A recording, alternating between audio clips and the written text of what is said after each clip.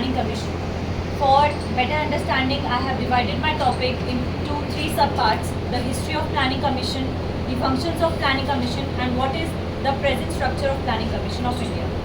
So when the British left India, the condition of India economically, politically was not in a very stable state. So there was a special need to form a commission or a body that would plan India's development in the coming course of time.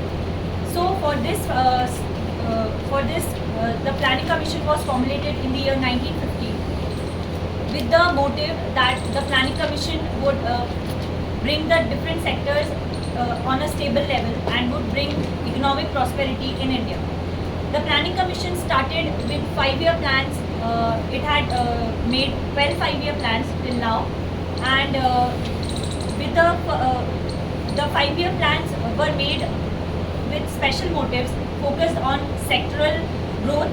The first 5-year plan, for instance, was based on the agriculture. Second was based on the growth of industry, and this way it carried various developments in various sectors of the country.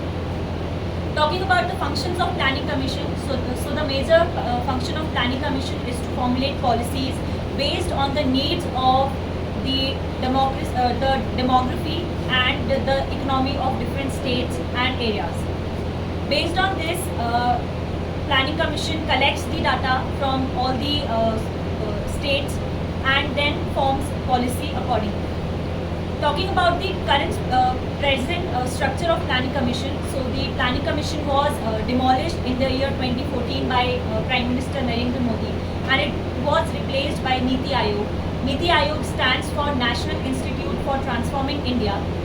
Niti Aayog was established to form policy based on annual level. So instead of making 5-year plans, the Niti Aayog started planning annual plans and started focusing on development based on the annual growth of the sectors. The Niti Aayog comprises of a board which is chaired by the Prime Minister of India, and also comprises of the chief ministers of different states. This Niti Aayog formulates policy based on the needs of public requirements that are needed currently in the current situations. So I would like to conclude that there was a need in the history for good planning which was carried by the Planning Commission at that time, and now the legacy is being followed by the Niti Aayog.